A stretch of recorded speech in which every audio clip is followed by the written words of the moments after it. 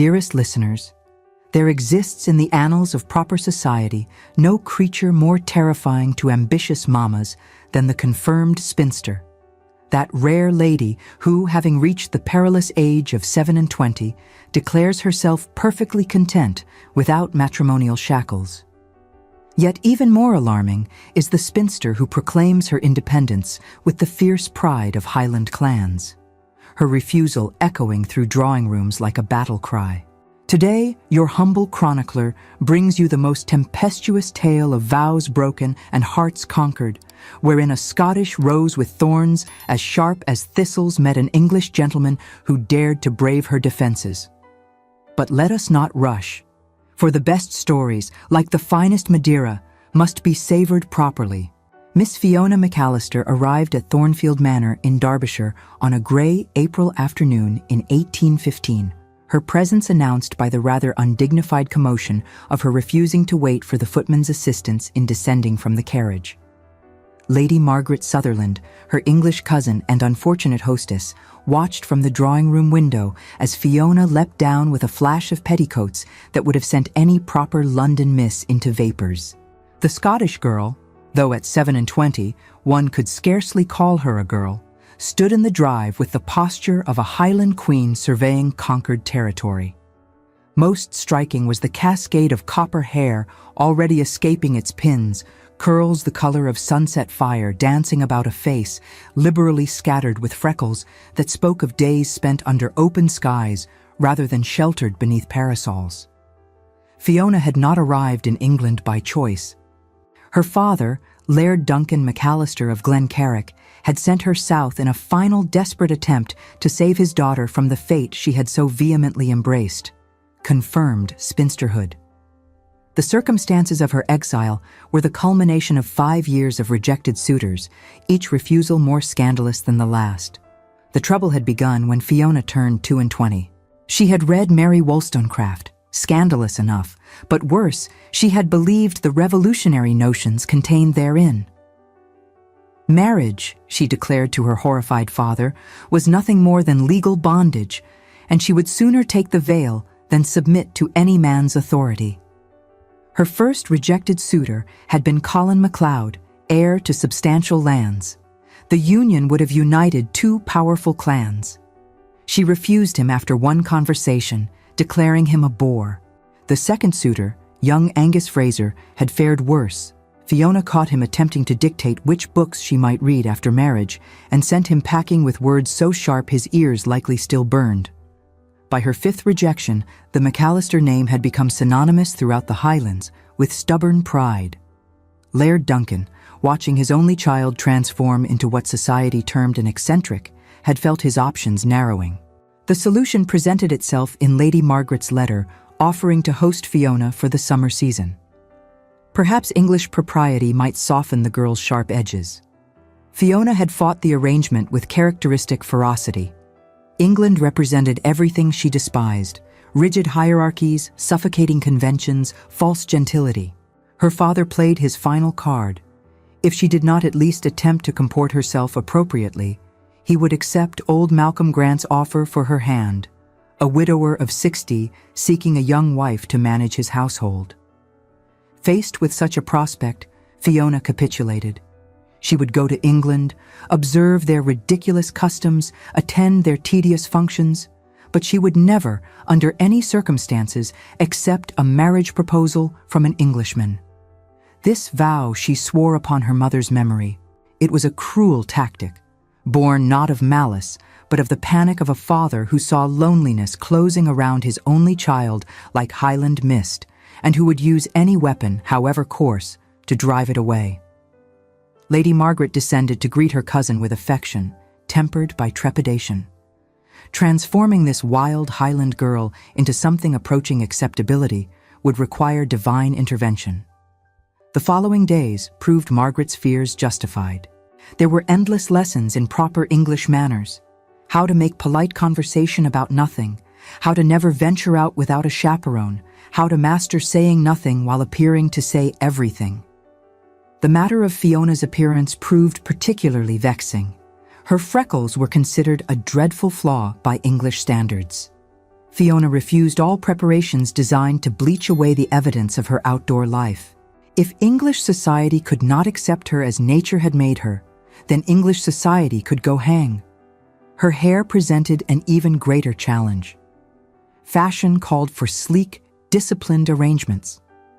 Fiona's copper curls had apparently never heard of discipline and escaped every attempt at constraint within minutes. Yet, despite these frustrations, there remained something undeniably striking about her. Intelligence and directness rarely seen in drawing-room misses. It was whispered throughout Derbyshire that Edmund Ashford, Viscount Weatherby, was in the market for a wife. This intelligence sent ambitious mamas into paroxysms of strategic planning.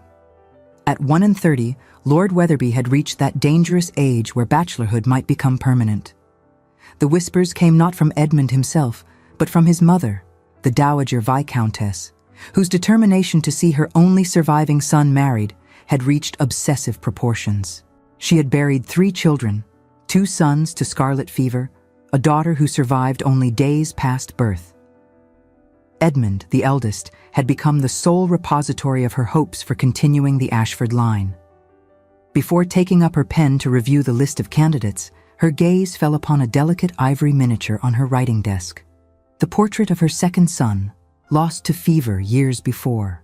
For an instant, the iron mask of the aristocrat cracked, revealing not merely ambition, but the terror of a mother who saw in Edmund the last bulwark against the oblivion of her lineage. She touched the miniature with trembling fingers, then straightened her spine and returned to her task with renewed determination. She had compiled a list of suitable candidates with military thoroughness. Miss Felicity Worthington, bland but heir to £10,000. Miss Arabella Sterling, blonde and vapid but connected to half the peerage. Miss Caroline Hartford, who had never expressed an original thought.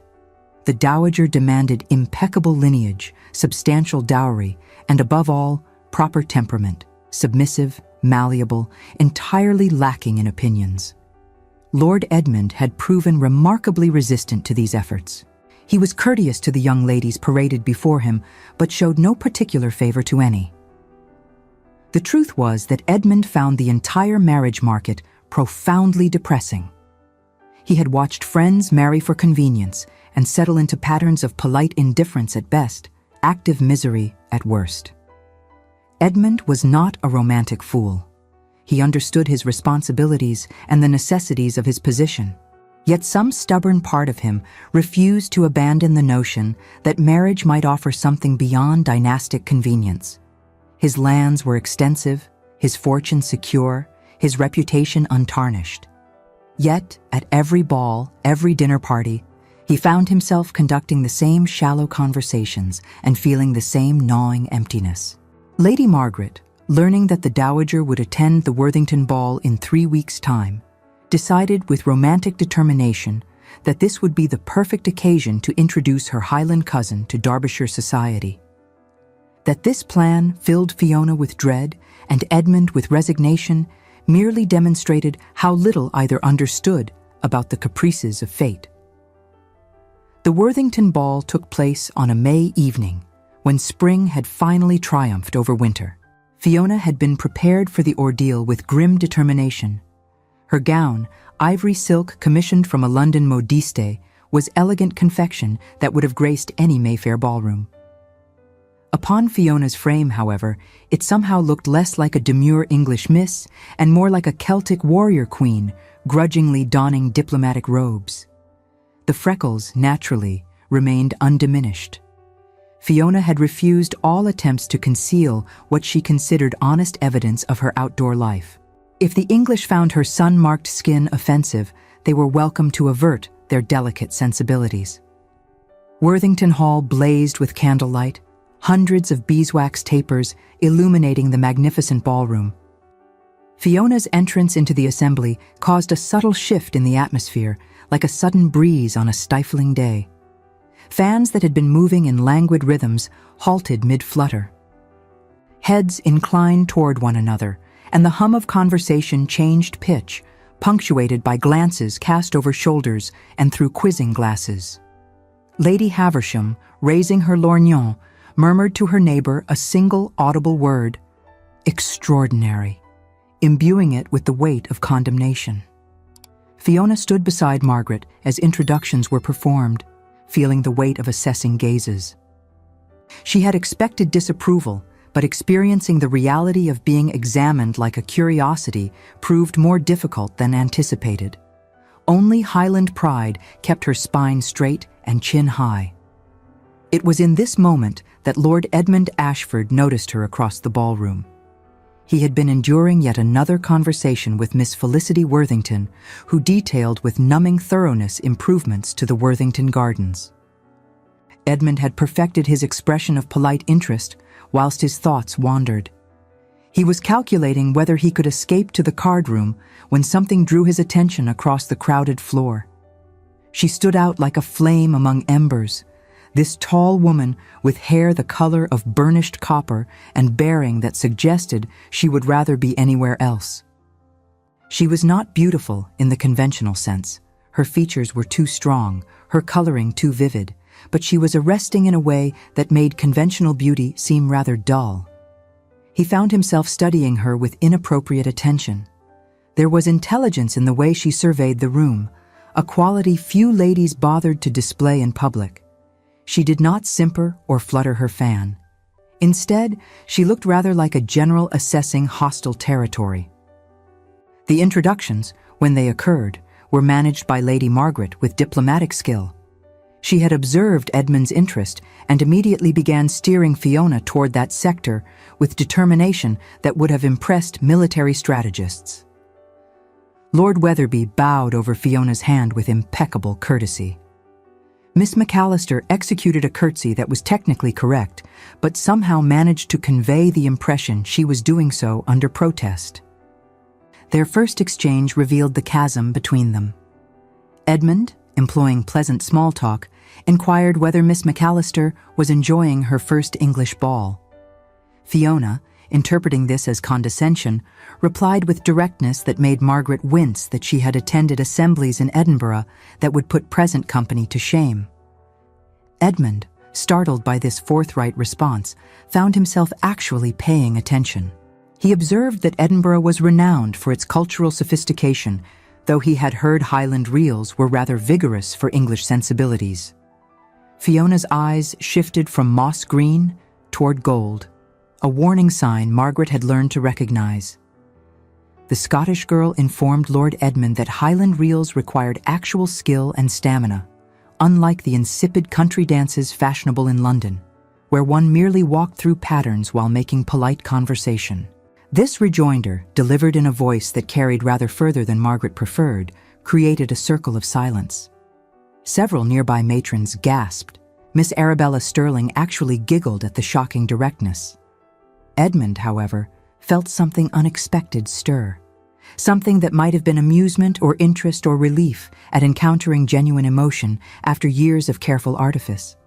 He found himself smiling, a real smile, rather than his polite version. He suggested that perhaps Miss McAllister might consent to prove her assertion by standing up with him for the next dance, if she could tolerate insipid English country dances for the duration of the set. Fiona, caught between her vow to avoid English entanglements and her competitive Highland pride, found herself accepting. After all, refusing would suggest she could not support her own arguments, and a McAllister never retreated from a challenge. The set that followed became local legend. Edmund found himself partnered with a woman who approached the figures with the concentration of a soldier in battle. Fiona executed each movement with precision, her natural athleticism evident. Yet there was nothing affected in her performance. She danced as she apparently did everything, with complete commitment and absolute honesty.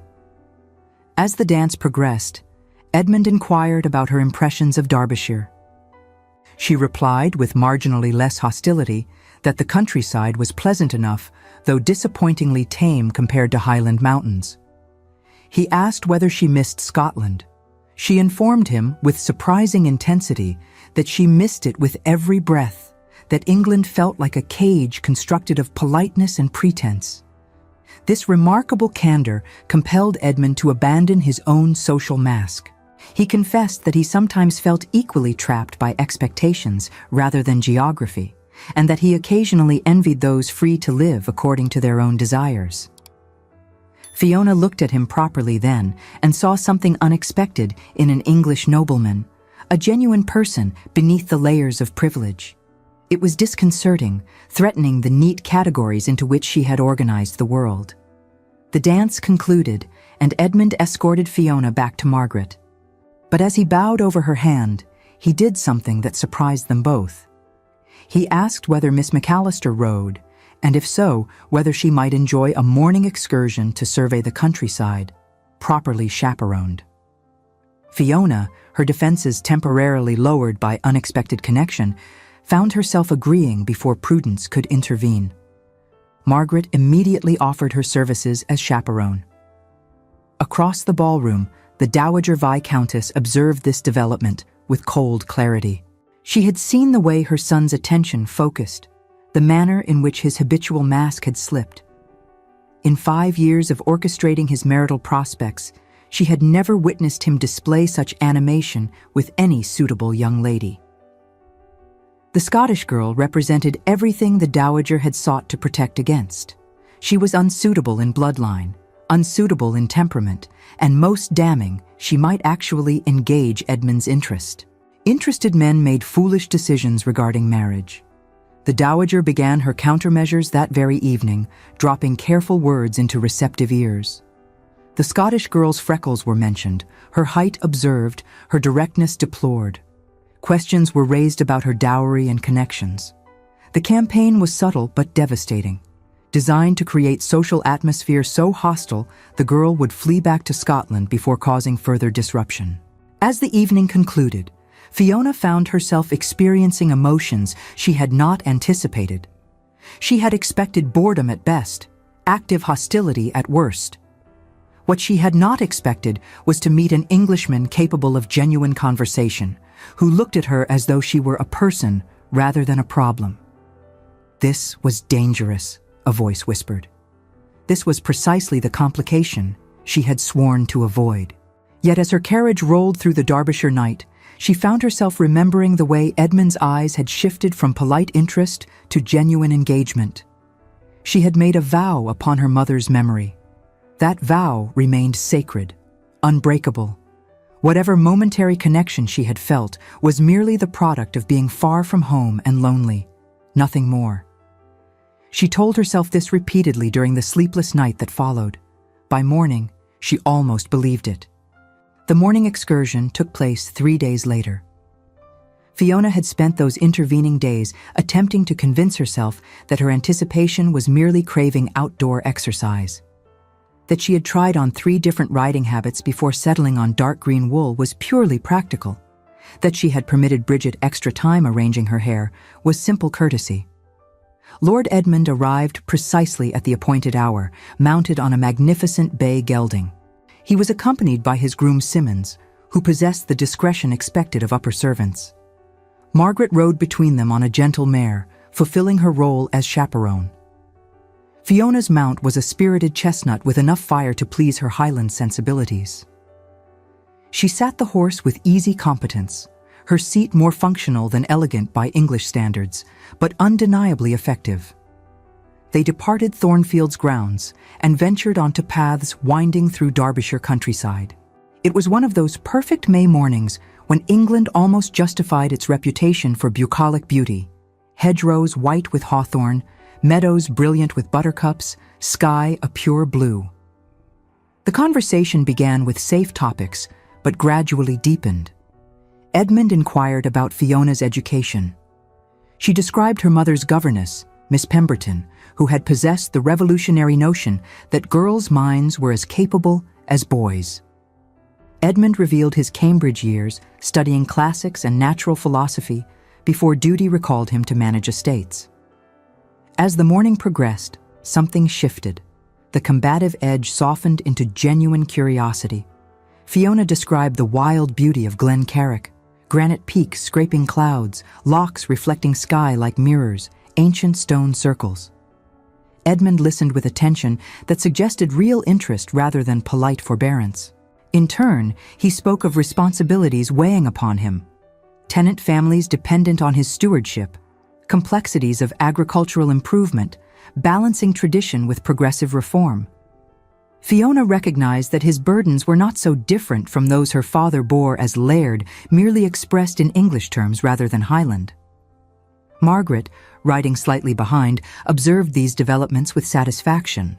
She had known both parties possessed depths that conventional society rarely permitted them to display. The excursion culminated at a prospect point overlooking the river valley. They dismounted to rest the horses, Simmons withdrawing to discreet distance while Margaret settled on a convenient bench within sight but out of earshot. Edmund and Fiona stood at the overlook, their conversation having reached comfortable silence that occurs between people who have moved beyond mere acquaintance. The wind caught her copper curls. Several had inevitably escaped and sent them dancing. She made no attempt to restrain them, apparently unconcerned with dishevelment that would have mortified an English miss. He found himself studying her profile, the strong jawline, the way her green eyes surveyed landscape with intensity. She was so different from the young ladies his mother paraded before him. Different in appearance, certainly, but more fundamentally different in her entire approach to existence. She was authentic in a way that London society seemed designed to suppress. Fiona, feeling his gaze, turned to meet it directly. She inquired whether he was cataloging her flaws for future amusement, as she had observed several ladies at the ball examining her through quizzing glasses as though she were an exotic museum specimen. Edmund responded that he had been thinking how refreshing it was to converse with someone who did not filter every thought through layers of artifice. Most ladies presented themselves as they believed men wished them to be, rather than as they actually were. This prompted Fiona to launch into impassioned discourse on the tyranny of social expectations. Marriage, she declared, was merely legal servitude dressed in romantic rhetoric. Women traded independence, property, even their names for the dubious privilege of being some man's domestic manager. Edmund listened with growing fascination.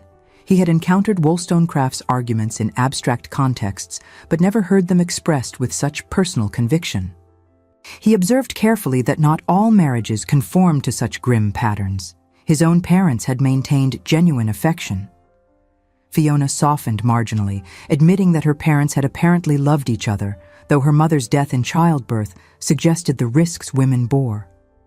She had decided young that she would not follow that path, would not surrender the freedom her mother's governess had taught her to value.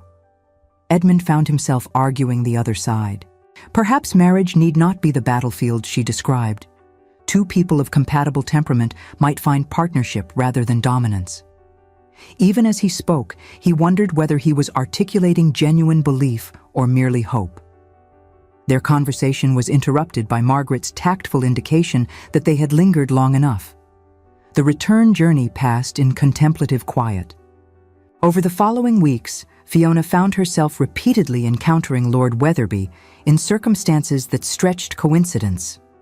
He appeared at the lending library the same afternoon she visited. They discovered themselves admiring roses in Thornfield's garden when Margaret claimed urgent need to consult the housekeeper. He attended a musical evening where Fiona had been prevailed upon to sing Highland ballads. Margaret, when questioned about these fortuitous encounters, maintained wide-eyed innocence. That she had mentioned which afternoons Fiona visited the library or ensured Edmund received invitations to the vicarage. These were merely friendly courtesies, certainly nothing so calculating as matchmaking. The library encounter proved particularly significant. Fiona had been searching shelves for poetry when a hand appeared above her own and retrieved the volume she sought. Edmund presented the book, observing that Andrew Marvell was rather intense reading for a lady. Fiona informed him tartly that she was perfectly capable of handling intensity, and that she found intellectualism of metaphysical poetry far more engaging than vapid sentiments of popular romance. This sparked discussion of poetic merit that continued for nearly an hour, conducted in hushed voices, but with intensity suggesting they were debating matters of life and death. They discovered shared admiration for certain poets and passionate disagreement about others. The library's proprietor had never witnessed such animated literary debate. He watched with amazement as the Scottish Miss and English Viscount effectively forgot his existence. It was during this conversation that both experienced unsettling recognition. They had found something rare, a partner capable of matching their thoughts and making them think rather than merely respond. Such connections were uncommon in any sphere, particularly in their rigidly stratified world. The musical evening at the vicarage revealed another dimension. The vicar's wife requested Highland music. Fiona initially refused. Performing felt too much like displaying herself for English amusement. Margaret pleaded, and Fiona capitulated, though she made clear she would sing only in Gaelic. The company expected quaint folk melody. What Fiona delivered was traditional lament sung in Gaelic with voice that carried technical excellence and profound emotional weight.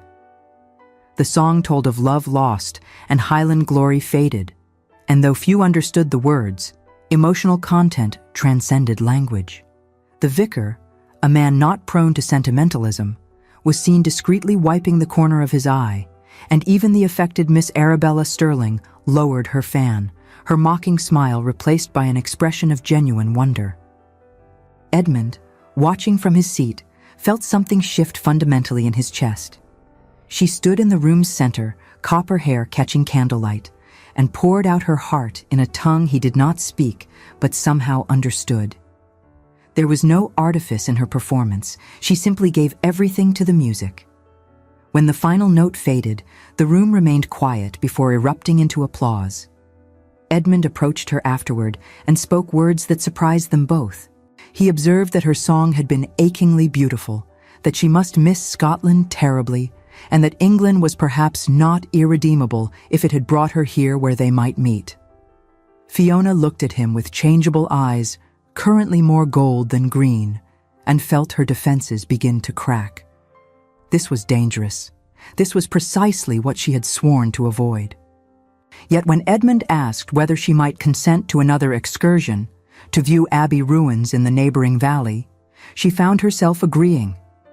These developing connections, however, could not pass unnoticed in the small world of rural Derbyshire society. The Dowager Viscountess had been monitoring her son's activities with vigilance. She had noted the library visit, heard reports of the vicarage performance, received detailed intelligence about every encounter. Her response was swift and surgical. She began hosting afternoon gatherings, timed to conflict with Fiona's presence in public spaces. She arranged for Edmund to escort Miss Felicity to a county assembly. Most effectively, she launched a whisper campaign that spread through the district like invisible smoke. The whispers were carefully crafted to seem concerned rather than malicious. What were Miss McAllister's actual connections? Her father was merely a Highland laird, barely gentry by English standards. What was her portion? Certainly inadequate for a viscountess. And her behavior, so direct, so unrefined, so inappropriate for someone of true quality.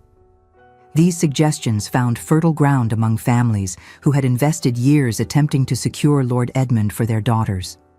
Lady Haversham remarked that Highland Scots were known for uncertain tempers. Mrs. Pennington observed that Miss McAllister's complexion suggested unfortunate exposure to elements. Fiona, isolated by language and custom, knew nothing of these machinations. She continued her daily existence, alternating between frustration at English conventions and reluctant admission that certain aspects possessed unexpected compensations. Chief among these was the growing connection with Lord Edmund. Margaret observed these developments with mixed satisfaction and concern. Her romantic heart delighted in the obvious attraction developing. Her practical mind recognized formidable obstacles. The Dowager Viscountess was a woman of considerable influence and implacable will. Fiona's father would never consent to his daughter marrying an Englishman. And society itself had begun turning against the Scottish girl with subtle cruelty, at which polite company excelled. Yet Margaret had observed something others perhaps missed. The way Edmund's habitual mask slipped when Fiona was present, revealing genuine emotion. And she had noticed how Fiona found excuses to be in places where she might encounter him. These were not the actions of people immune to each other's presence. The pivotal event occurred during an organized picnic at Ashford Abbey ruins, arranged ostensibly as a party for multiple families, but orchestrated by Margaret with her habitual romantic cunning. The ancient stones occupied a scenic spot beside a stream winding through wooded grounds.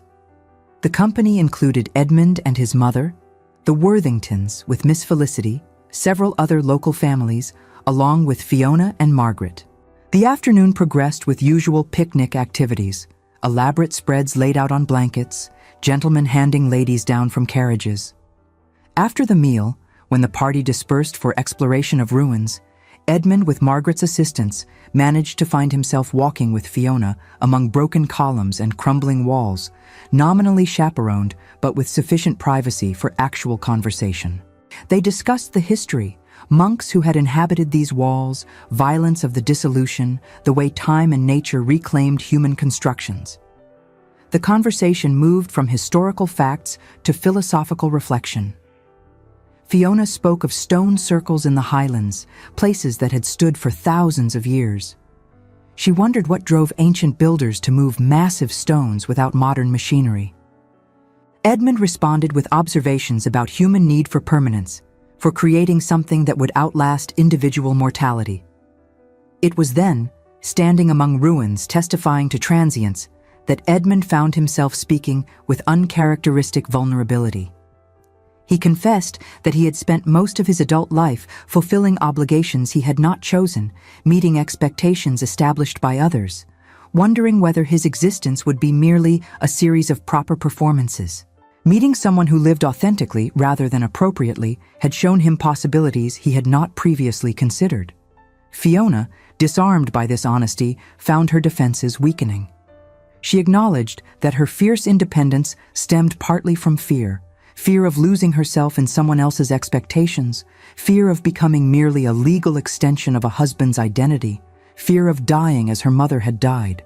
For several moments they stood in silence, two people who had accidentally revealed more than intended.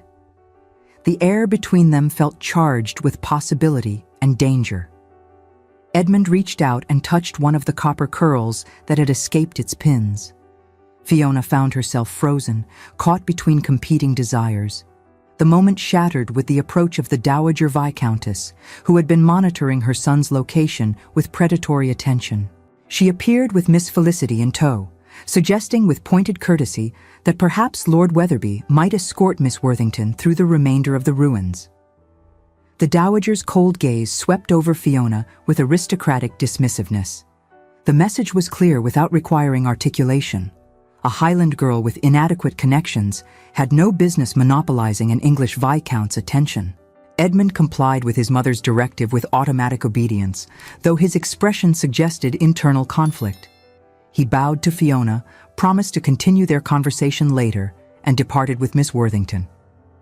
Fiona stood alone among broken stones, feeling something that might have been anger or hurt, or simply bitter confirmation of what she had always known: that English society would never accept her, and that whatever connection she felt with Edmund could not survive the weight of expectation defining his world. Margaret found her cousin shortly thereafter, still standing amid ruins with an expression suggesting internal battle. The older woman took Fiona's arm with gentle understanding and steered her back toward the main party. The weeks following the picnic passed in suspended tension. Edmund continued his required social obligations, escorting Miss Felicity and Miss Arabella to various functions while his mother watched with satisfaction. Yet those who knew him well noticed a quality of distraction in his performance. Fiona threw herself into what she termed educational obligations, spending hours in Thornfield's library, absorbing English literature with the same intensity she brought to all endeavors. She told herself she was making productive use of her exile. She did not admit she was attempting to distract her mind from thoughts of a certain gentleman and the way her pulse had quickened when he touched her curls among the ruins. Lady Margaret, observing both parties, decided the situation required more direct intervention.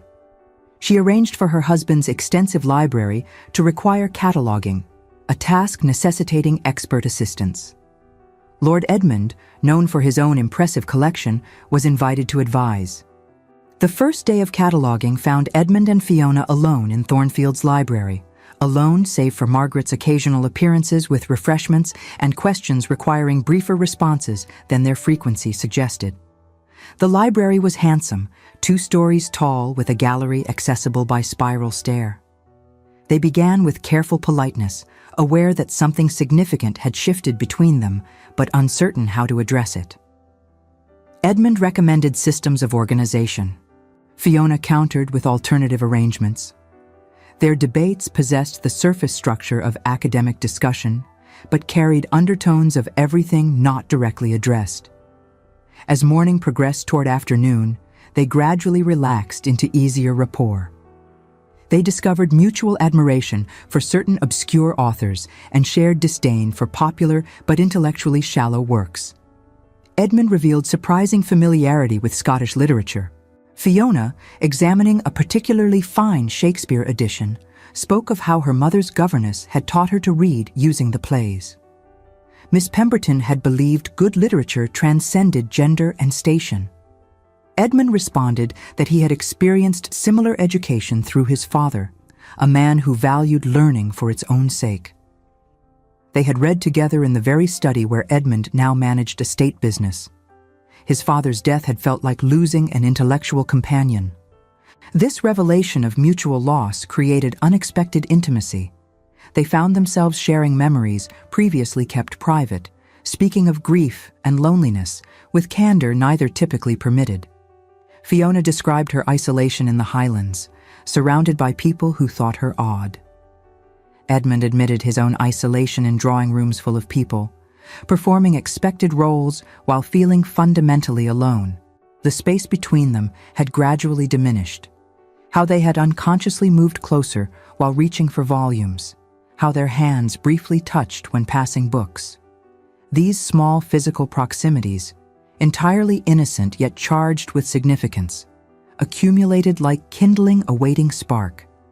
It was during examination of a particularly valuable manuscript depicting courtly love conventions that the carefully maintained boundaries finally collapsed.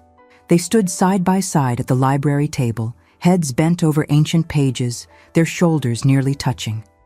Edmund was explaining the symbolism when Fiona suddenly looked up and their faces were mere inches apart. For several heartbeats, neither moved, caught in that suspended moment. Edmund's gaze dropped to Fiona's mouth, then lifted to her eyes, seeking permission or encouragement, or perhaps simply confirmation he was not alone in what he felt. Fiona, her usual fierce independence momentarily dissolved, found herself leaning infinitesimally closer. The kiss, when it occurred, possessed the inevitable quality of water flowing downhill. Natural, unstoppable, somehow always meant to happen. It was not a polite brush of lips, but rather a kiss that contained all the weeks of accumulated tension. Edmund's hand came up to cradle Fiona's face, his thumb tracing her jaw. Fiona's fingers gripped his coat lapels as though anchoring herself. They broke apart simultaneously, both shocked by the intensity.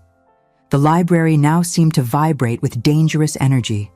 They stood staring at each other, breathing heavily, the weight of social transgression settling upon them.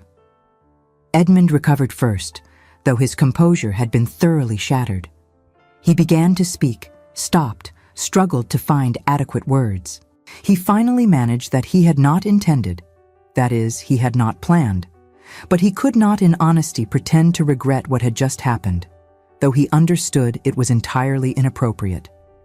Fiona, discovering that Highland directness served as well in aftermath as in confrontation, cut through his stammering.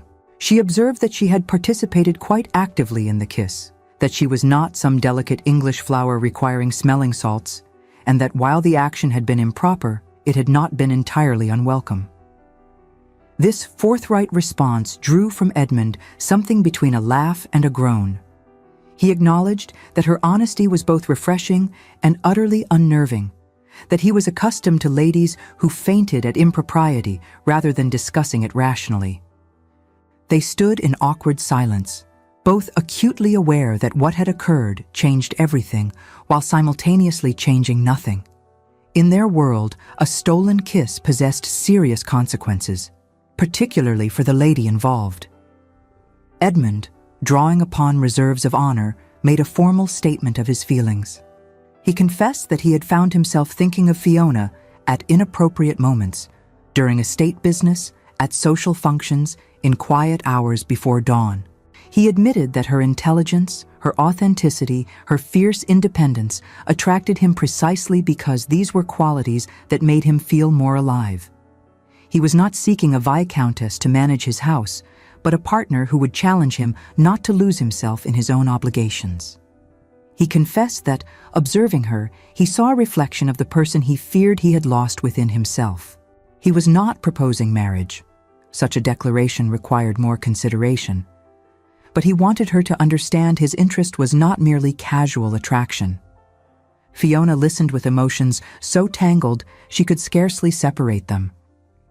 Part of her wanted to flee, but another part recognized that Edmund had somehow penetrated defenses she had considered impregnable. He did not seek to change her or tame her. He seemed to value precisely the qualities that made her unmarriageable by conventional standards. Yet she could not ignore practical realities. She was a Highland Scot with inadequate dowry and unconventional temperament, sworn to return to Scotland at summer's end. He was an English viscount with extensive responsibilities and a mother who clearly considered Fiona wholly unsuitable. Even if they both developed deeper feelings, the barriers separating them remained insurmountable. She spoke these thoughts aloud, her voice steady despite internal turmoil. She acknowledged the connection between them, admitted it was stronger than anticipated, but insisted that reality must govern possibility. She had made vows regarding marriage that she did not make lightly. He had obligations to family and position that would not accommodate a wife society considered inappropriate. Edmund listened with growing frustration, recognizing truth in her words while resenting their inexorability. He wanted to argue that feelings should override social considerations. Yet even as these romantic notions formed, he heard his mother's voice reciting genealogies, felt the weight of the Ashford name. Margaret's arrival with tea and tactful observation that they had spent sufficient time among dusty books interrupted them. The tea that followed possessed surreal quality. 3 people making polite conversation about inconsequential matters, while one participant still felt the impression of another's lips. Edmund departed shortly thereafter with appropriate courtesies and a final look toward Fiona, containing volumes of unspoken complexity. The crisis, when it arrived, came from the toxic combination of family pressure and social manipulation. The Dowager Viscountess, having observed her son's continued attention toward the Scottish girl with mounting alarm, decided subtle methods had proven insufficient. She began her campaign with Edmund himself, conducting conversations designed to remind him of his responsibilities.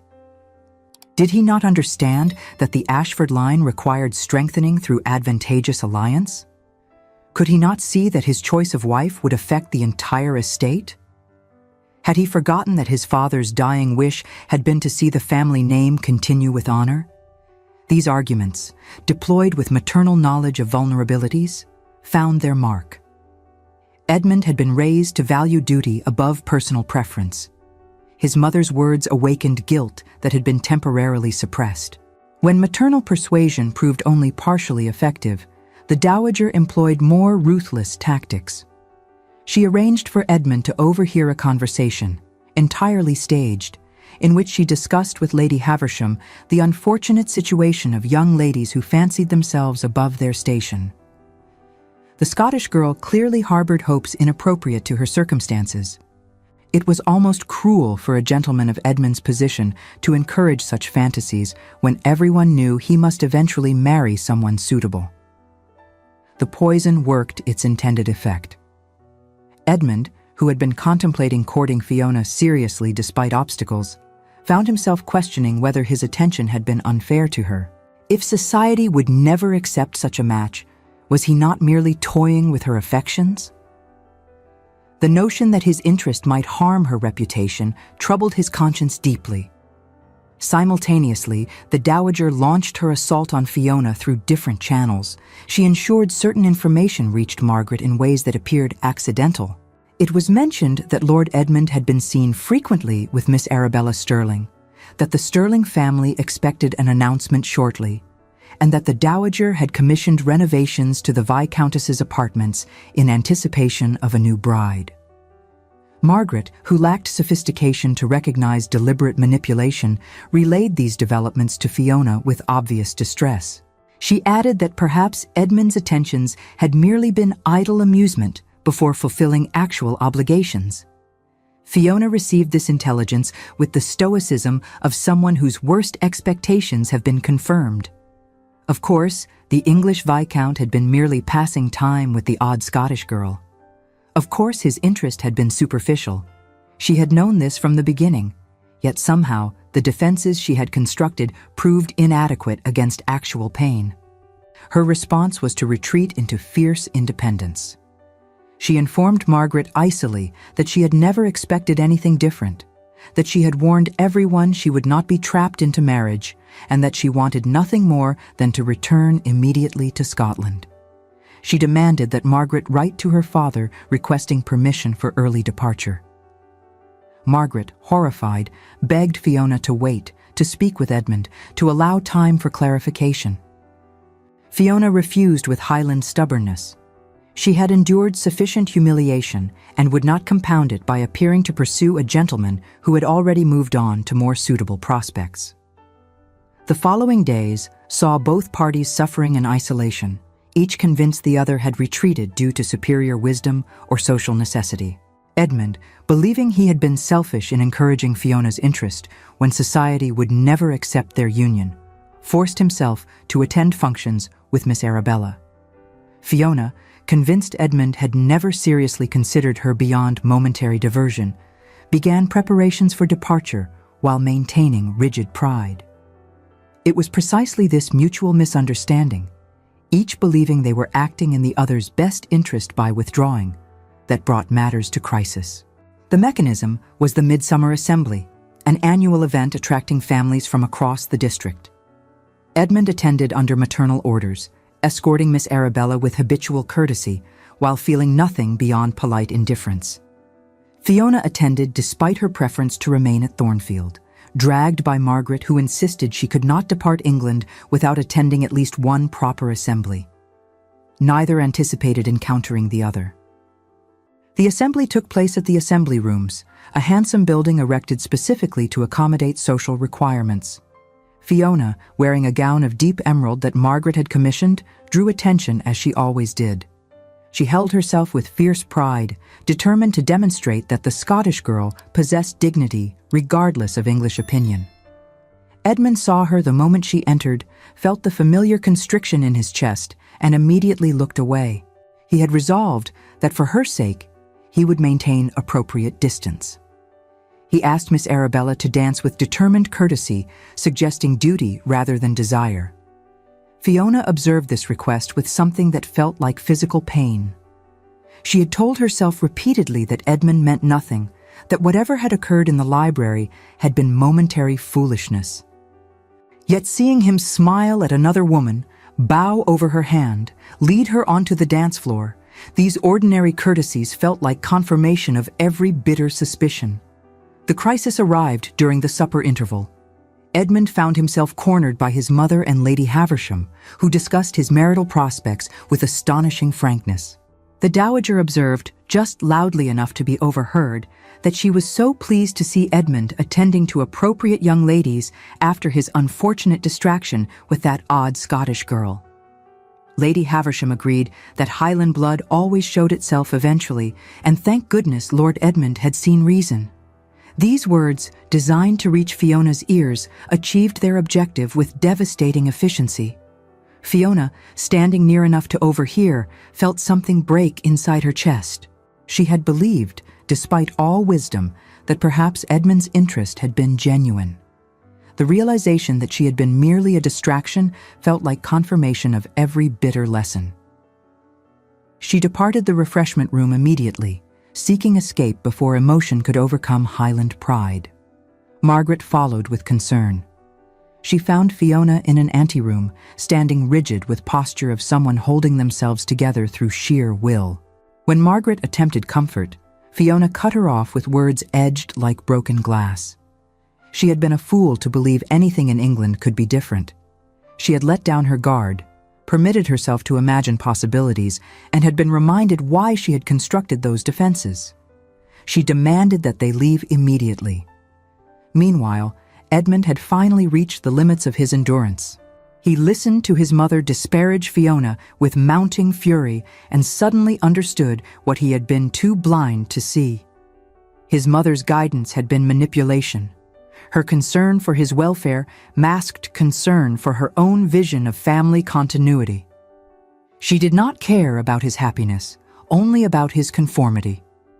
More significantly, he recognized that in attempting to protect Fiona from social censure, he had inflicted the very wound he sought to prevent.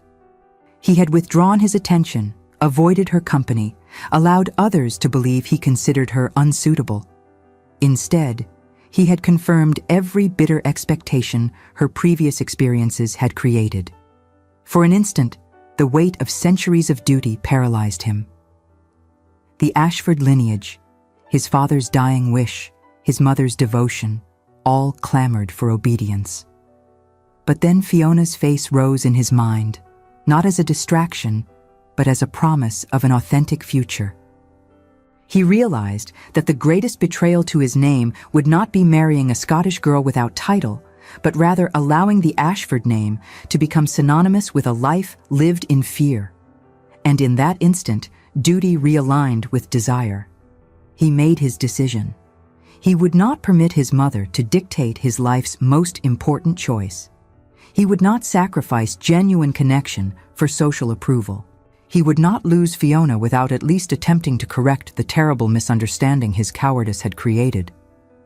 He excused himself from his mother's company with finality that made her eyes narrow in alarm. He went in search of Miss McAllister with determination.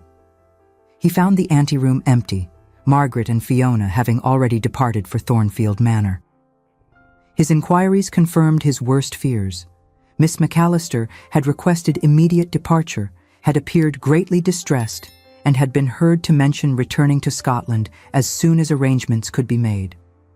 Edmund stood in the emptying assembly rooms and understood with crystalline clarity that he had perhaps just lost the only person who had made him feel authentically alive in years.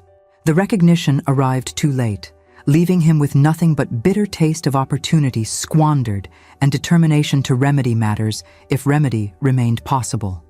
Dawn arrived at Thornfield Manor to find Fiona already awake. She had made her decision during long, dark hours. She would return to Scotland immediately, would reclaim the life she had temporarily abandoned, would prove she needed neither England nor Englishmen. Margaret, entering her cousin's chamber at an earlier hour than usual, found Fiona directing her maid in packing trunks with military efficiency. The sight filled Margaret with despair. Margaret's attempts at persuasion, suggesting that perhaps matters were not as they appeared, that misunderstandings occurred, met the immovable force of Highland stubbornness. Fiona informed her cousin that she appreciated the hospitality, but that her father would surely grant permission for early return. She had fulfilled her obligation to attempt English society. That the attempt had failed surprised no one. What Fiona did not confess was the depth of pain Edmund's apparent betrayal had caused. She had armored herself against exactly this outcome, yet somehow he had penetrated defenses she had considered impenetrable. The library kiss, the hours of genuine conversation, the way he had looked at her, these memories now felt like elaborate deceptions. As Fiona supervised the dismantling of her temporary English life, Lord Edmund was conducting a very different morning. He had departed Wetherby Hall before his mother rose, leaving a brief note that he had urgent business requiring immediate attention. The urgent business consisted of riding to Thornfield Manor with desperate hope that he might intercept Fiona before pride placed her beyond reach. He arrived as the stable clock struck 9, his horse lathered from the pace. Edmund dismounted and strode toward Thornfield's entrance with determination. Margaret, alerted by the sound of arrival, appeared at the door with expression combining hope and apprehension. She informed Lord Edmund that Miss McAllister was indeed preparing for departure, that she had been adamant in her refusal to reconsider.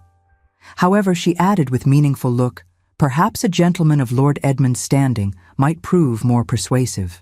Edmund requested whether he might be permitted to speak with Miss McAllister privately, or as privately as propriety permitted. Margaret assured him that she would remain in the room as chaperone, but would position herself by the window, occupied with needlework, and hear absolutely nothing that transpired across the room. Fiona descended some minutes later, summoned by Margaret with information that Lord Edmund had called and requested audience. She had considered refusing, but curiosity compelled her to agree. She entered the morning room with defenses fully engaged, prepared for polite farewell or perhaps apology. What she encountered instead was a man who looked as though he had wrestled demons through the night. Edmund's usual grooming showed signs of haste, his cravat less precisely tied, his expression suggesting he had abandoned the social mask. He looked rather as she felt, exhausted, hurt, desperately hoping for something he feared was impossible. They regarded each other across the morning room with wariness of wounded creatures, uncertain whether they faced friend or foe. Margaret made a great show of settling by the window with embroidery, humming softly to demonstrate complete inattention. Edmund began to speak, stopped, discovered that rehearsed words proved inadequate. He started again, abandoning rehearsed speeches for raw honesty. He confessed that he had been a coward and a fool. He acknowledged that in attempting to protect her from social censure, he had inflicted the very wounds he sought to prevent. He admitted that his mother's manipulations, which he had been too blind to recognize, had convinced him that his interest could only damage Fiona's reputation. He had withdrawn not from lack of feeling, but from misguided attempt to spare her pain. Fiona listened with expression revealing nothing, though her hands gripped her skirts with enough force to crease fabric. When Edmund paused, she spoke with characteristic directness. She observed that his explanation, however eloquent, changed nothing material. He remained an English viscount with responsibilities. She remained a Highland Scot with inadequate connections. His mother would never accept such a match. Her father would consider it betrayal. Society would ridicule them both. Edmund acknowledged the truth of these observations, then posed a question that made Margaret abandon all pretense of inattention. He asked whether those practical obstacles actually mattered if two people had found genuine connection, mutual respect, and the possibility of building a life based on partnership rather than polite indifference. This was a revolutionary question for a gentleman of his station. He was essentially suggesting that individual happiness might supersede social obligation, that authentic feeling might matter more than appropriate alliance. Fiona felt something shift in her chest, not complete dissolution of defenses, but perhaps the first crack in walls she had thought impenetrable. She reminded him that she had sworn vows regarding marriage, that she had proclaimed herself content with spinsterhood, that she had publicly rejected the notion that women required husbands. Edmund's response demonstrated why he had managed to penetrate her defenses when others had failed. He observed that he was not suggesting she required a husband, but rather that he required her. He was not proposing that she conform to society's expectations of wifehood, but rather hoping she might consider partnership with someone who valued precisely the qualities that made her unmarriageable by conventional standards: her intelligence, her independence, her refusal to perform femininity as drawing rooms demanded. He admitted he could not promise their life would be easy or socially comfortable. His mother would oppose the match with every weapon at her disposal. Society would whisper and speculate and likely ostracize them, but he could promise honesty, respect, and the sort of genuine regard that seemed infinitely more valuable than polite tolerance. Fiona stood silent, feeling the weight of competing desires and obligations. Part of her wanted to refuse, to prove that she meant what she said about not requiring masculine validation. But another part recognized that accepting help or partnership or even love did not necessarily constitute betrayal of self. She spoke then with vulnerability she rarely permitted. confessing that she had indeed felt connection between them, that the library kiss had not been momentary foolishness, but revelation of something genuine, and that his apparent withdrawal had wounded her more deeply than she had believed possible. She admitted that her vehement rejection of marriage stemmed partly from fear, not merely fear of legal bondage, but fear of losing herself in someone else's expectations. Edmund listened with complete attention, then offered a response that would prove decisive. He acknowledged that her fears were neither irrational nor unfounded. The law did indeed render married women legally subordinate. He could not change those laws, but he could promise that their private reality would differ from legal fiction, that he would value her mind and respect her autonomy, that he sought partner rather than possession. This was as close to a marriage proposal as propriety permitted without formal arrangements. Edmund was essentially asking whether Fiona would consider abandoning her sworn spinsterhood for the possibility of partnership with him, despite all the practical obstacles. Fiona's response came not in words, but in the softening of her rigid posture, the easing of her defensive expression. She informed him that she would not give him an answer immediately. She was not some fluttering miss who required masculine rescue. She would need time to consider whether violating her vows constituted growth or merely weakness. But she would delay her departure from England long enough to make that consideration properly. This conditional acceptance, grudging though it was, filled Edmund with profound relief.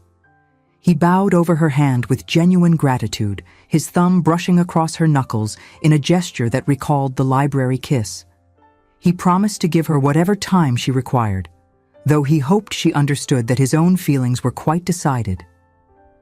Margaret, abandoning all pretense of needlework, actually applauded from her window seat. Fiona shot her cousin a look that should have quelled such enthusiasm, but actually contained traces of reluctant amusement.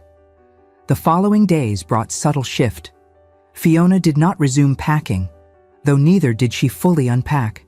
She existed in a state of suspended decision, using the time Edmund had promised to examine her own feelings with intellectual rigor she brought to all important matters. Edmund spent those days preparing for the confrontation he knew must come. His mother had noted his distraction, his continued absences from social obligations, had begun making pointed inquiries. He knew that when he finally informed her of his intentions regarding Fiona, the resulting conflict would test their relationship in ways neither had previously experienced.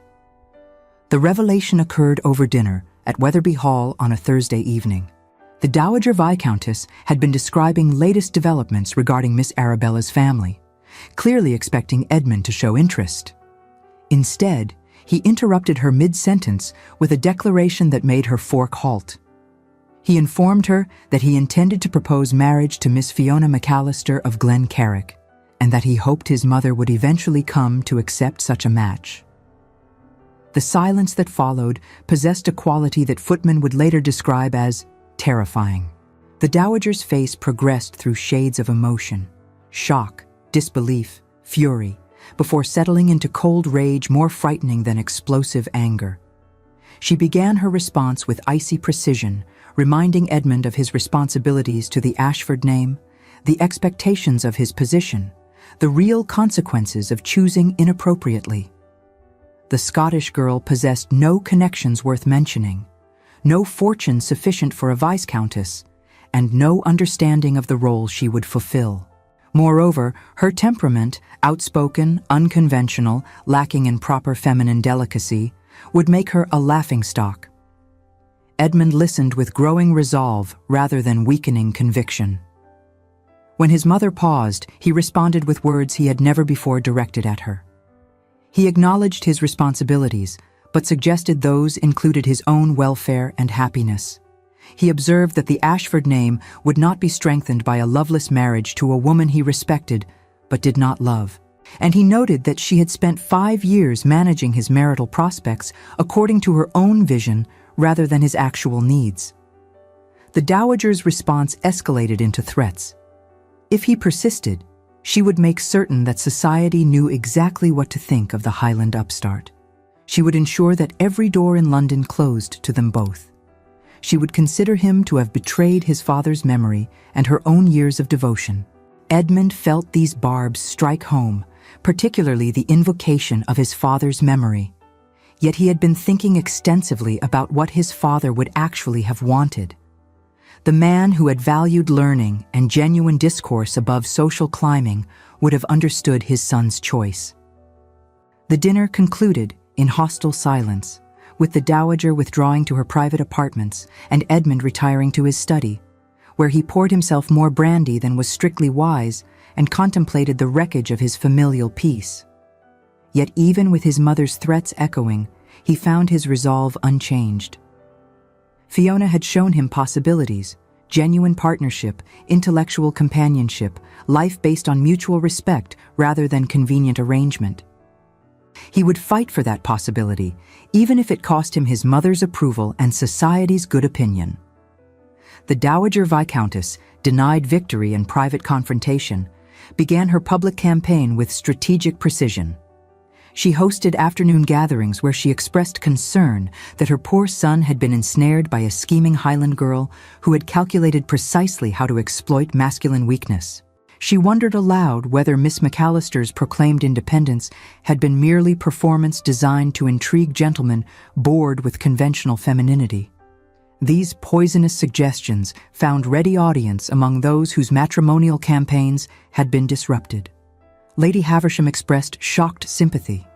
Mrs. Pennington declared she had suspected ulterior motives. Even families who had shown Fiona previous courtesy began withdrawing recognition. Margaret reported these developments to Fiona with genuine distress. The social atmosphere had turned actively hostile. Morning calls ceased. Invitations were quietly withdrawn. When Margaret and Fiona ventured into the village, conversations stopped as they approached. Fiona endured this treatment with outward Highland pride, though privately she felt the isolation keenly. She began to wonder whether accepting Edmund's proposal would merely trap them both in permanent exile.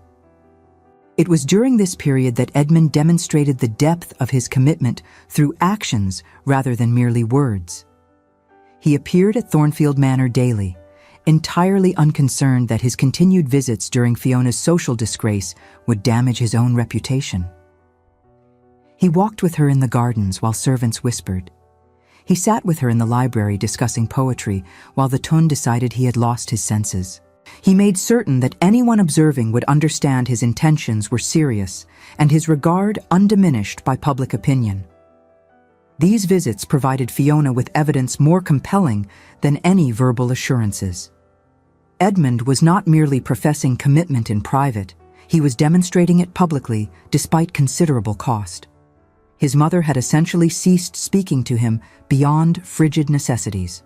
His friends among the local gentry had begun making excuses, unwilling to be associated with someone who had defied social expectations so dramatically. Yet he continued calling as though unaware he was burning bridges with every visit. It was during one such visit, as they walked among Margaret's roses in late afternoon light, that Fiona finally articulated the decision she had been approaching for days. She informed Edmund that she had been a fool to imagine she could maintain her sworn spinsterhood when confronted with genuine partnership. She acknowledged that her vows had been defensive rather than aspirational, constructed to protect against disappointment rather than to celebrate authentic independence. She confessed that what frightened her most was not the loss of independence itself, but rather the vulnerability that came with caring deeply about another person's welfare and opinion. Highland pride had taught her to need no one, to rely only upon herself. Edmund was asking her to abandon that isolation, to accept that interdependence need not equal weakness, and to believe that he would honor his promises even when legal and social structures permitted him to violate them with impunity. Edmund listened with complete attention, then responded with equal honesty. He admitted that he shared her fear of vulnerability, that his own careful social mask had been constructed to protect against disappointments. He acknowledged that marriage would require trust from them both. He made his formal proposal then, there among the roses with summer sun turning Fiona's copper hair to flame. He asked whether she would consent to be his wife, to build with him a marriage that honored both their fears and hopes, and to face together whatever social consequences their choice provoked. He promised to value her mind, respect her independence, and never require her to become something she was not. Fiona's acceptance, when it came, was complicated by tears she rarely permitted herself, tears containing relief and fear and hope and resignation to the fact that she had apparently fallen in love despite every intention to avoid such vulnerability. She agreed to marry him, but only if he understood she would continue being exactly as obstinate and unconventional as she had always been, and that if he imagined marriage would soften her edges or tame her spirit, he would be severely disappointed.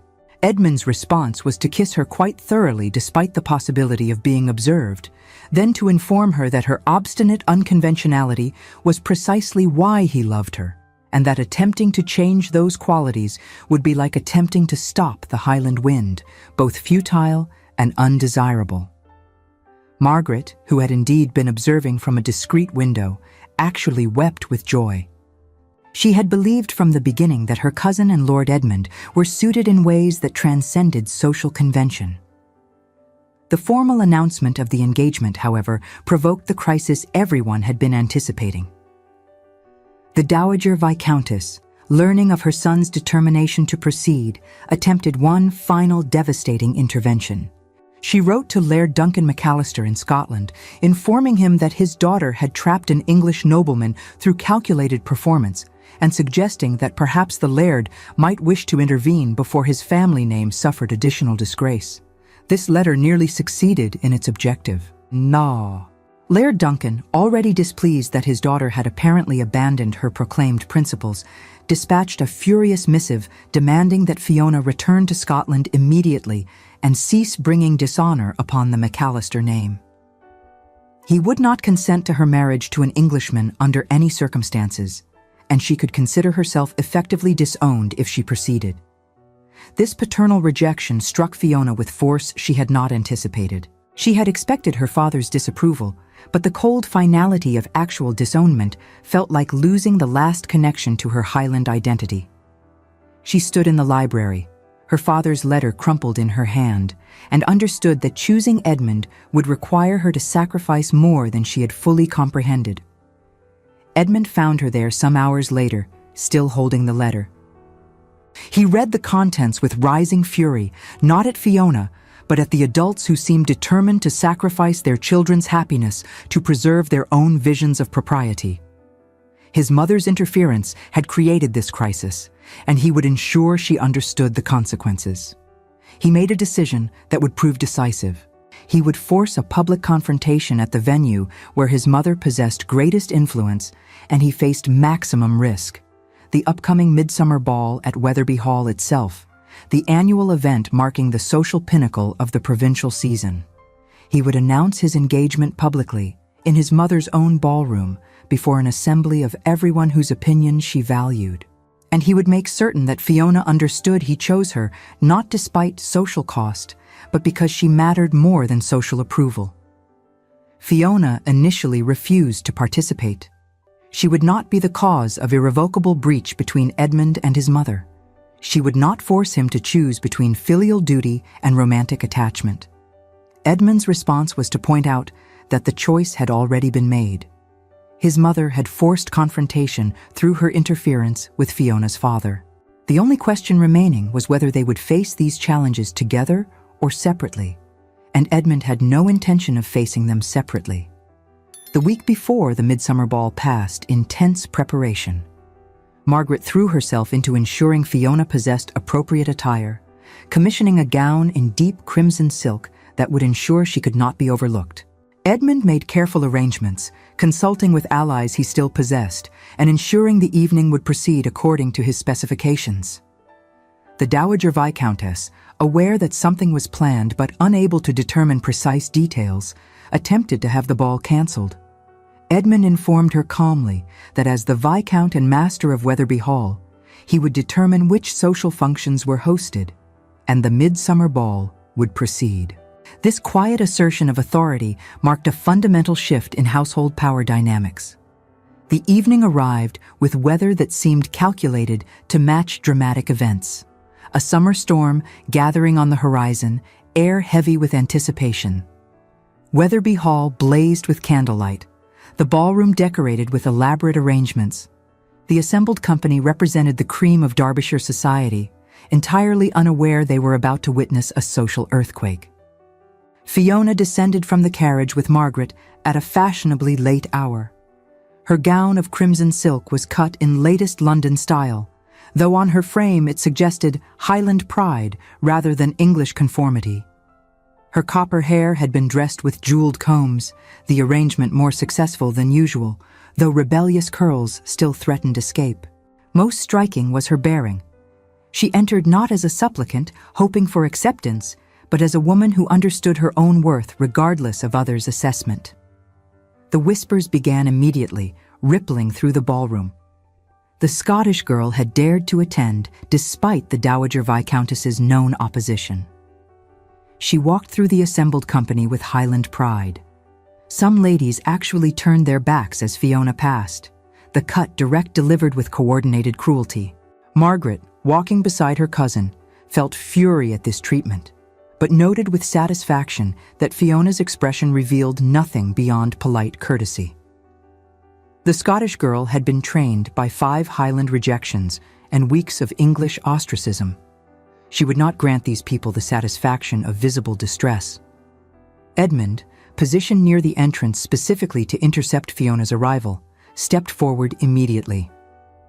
He bowed over her hand with public courtesy that made his intentions unmistakable, then offered his arm to escort her properly into the ballroom. This gesture constituted declaration more effective than any verbal announcement. The Dowager Viscountess, holding court across the room with carefully selected allies, felt a furious heat rise up her neck, and a vein throbbed at her temple. She had hoped her son might yet see reason. Instead, he was publicly aligning himself with the Scottish girl before witnesses whose opinion he had previously valued. Edmund led Fiona through the crowd with deliberate slowness, ensuring every guest observed them together. He introduced her to families who had previously cut her acquaintance, his manner suggesting he expected courtesy and would notice its absence. Some responded with forced politeness, unwilling to offend the Viscount. Others maintained hostile distance, prioritizing the Dowager's approval. The orchestra was positioned in the gallery above, their music providing elegant backdrop to unfolding social drama. Edmund had coordinated with the Master of Ceremonies regarding the evening's program. The first dance would be a waltz, that slightly scandalous dance permitting closer contact, and Edmund intended to claim it with Fiona before the entire assembly. He made his request formally, his voice carrying to observers positioned nearby. Fiona accepted with equal formality, though her eyes revealed awareness of the significance. They took their positions as the orchestra began the opening measures, Edmund's hand settling at Fiona's waist, her gloved fingers resting on his shoulder. The waltz that followed became legendary for its emotional intensity. Edmund and Fiona moved through the figures, with synchronization of partners who understood each other beyond merely physical coordination. They maintained prescribed distance between their bodies, while their gazes communicated volumes that propriety prevented their mouths from expressing. The other couples on the floor faded into irrelevance as observers focused on the Viscount and his inappropriate choice. Watching two people dance who are genuinely in love possesses a quality that transcends technical execution. Edmund and Fiona moved together as though they had been doing so for years rather than weeks, their connection evident in every turn and progression. Those observing who possessed any romantic sensibility could not help but recognize authentic feeling. As the dance concluded, Edmund did not escort Fiona immediately from the floor as convention dictated.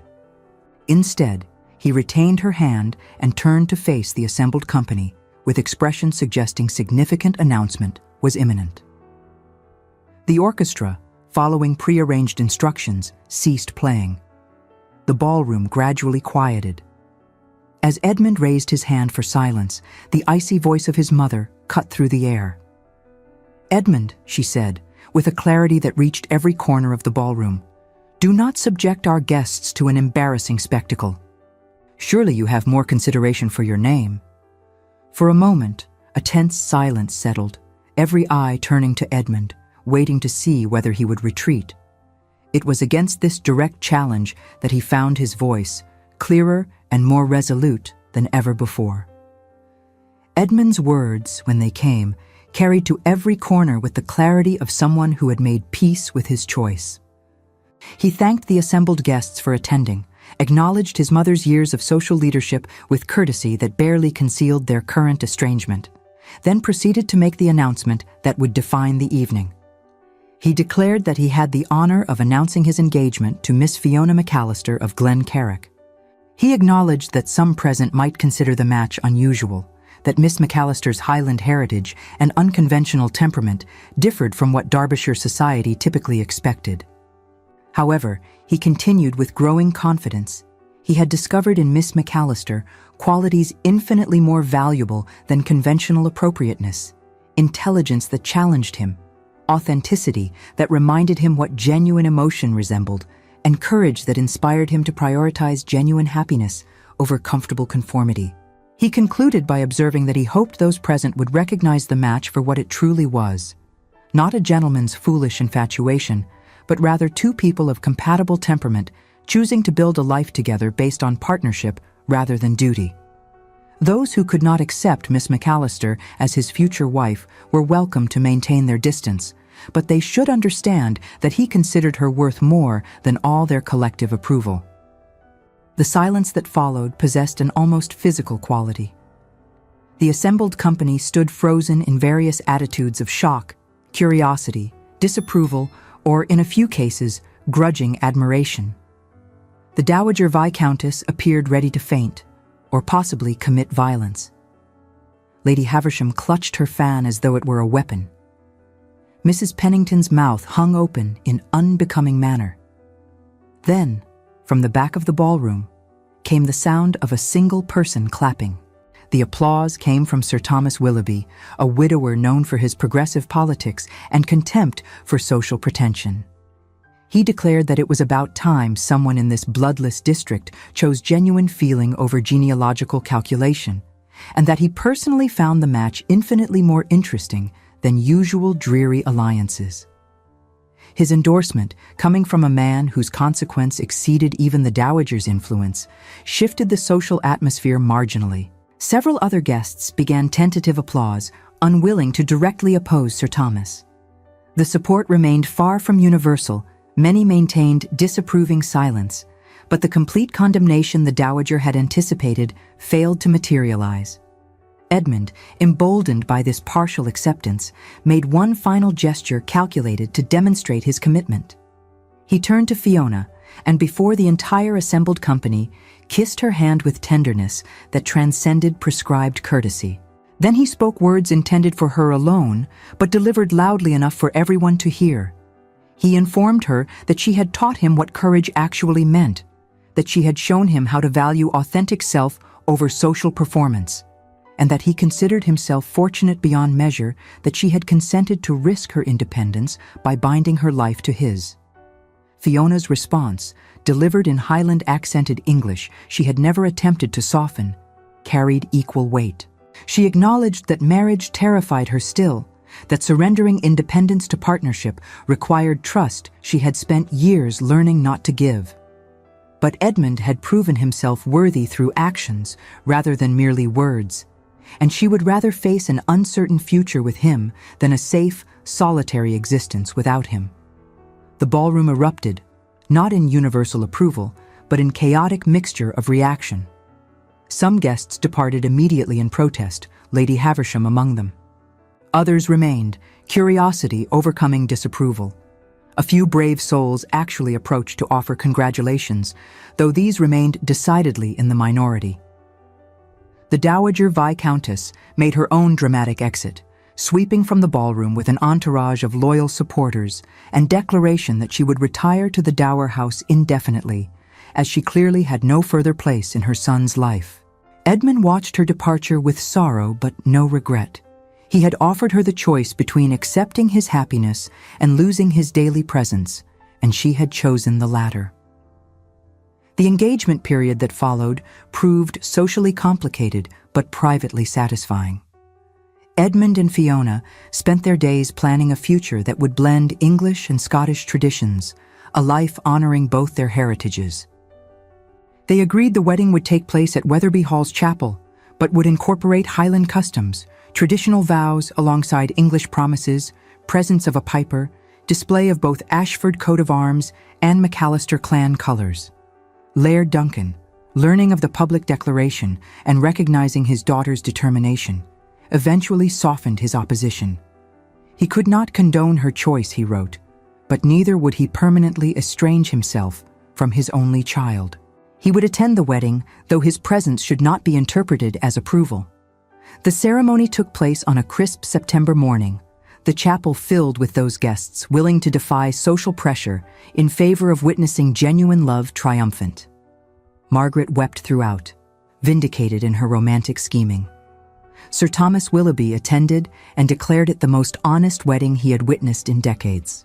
The Dowager Viscountess remained conspicuously absent, maintaining her protest from the Dower House. Edmund and Fiona exchanged their vows with hands clasped and eyes locked, speaking promises they both intended to honor. He to respect her independence, she to trust his partnership.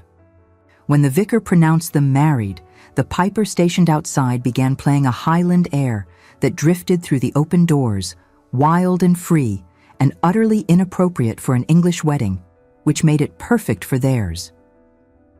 The months following brought gradual social rehabilitation. Edmund's management of his estates proved unaffected by his choice of wife, his business acumen unchanged by matrimonial unconventionality. Fiona's forthright manner gradually earned respect from tenants who appreciated her practical approach. She established a lending library in the village, funded education for tenant children, and generally behaved exactly as unconventionally as she had promised. The transformation of the Dowager Viscountess occurred approximately 18 months after the wedding, when Fiona delivered a healthy son with copper hair, marking him unmistakably as his mother's child. The Dowager, summoned to meet her grandson, arrived at Wetherby Hall prepared to maintain dignified disapproval.